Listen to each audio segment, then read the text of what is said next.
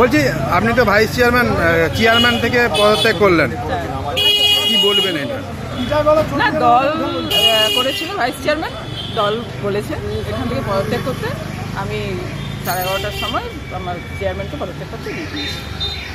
পদত্যাগপত্র কি গৃহীত হয়েছে? হ্যাঁ, পদত্যাগ করতে দিয়েছি। চেয়ারম্যান পদত্যাগ অলরেডি করে দিয়েছে। আর তার মানে তো আমি অলরেডি তার আগেই যদিও আমি আমার রেজিগনেশন দিয়ে দিয়েছি, এটা তো নিয়ম মতো আমারও পদত্যাগ করতে।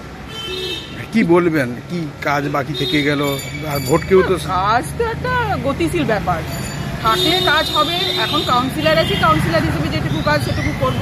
আর ভাইস চেয়ারম্যান হিসেবে দল দিয়েছিল যতটা সম্ভব, আমার যতটা ক্ষমতা ছিল ততটা আমি আমার মতো সব থেকে 100% চেষ্টা করেছি দেওয়ার জন্য।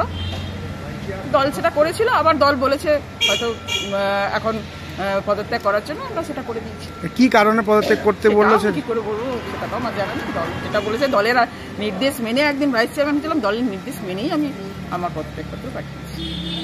আগামী দিনে যে নির্বাচন আসছে সেক্ষেত্রে কতটা প্রভাব পড়বে?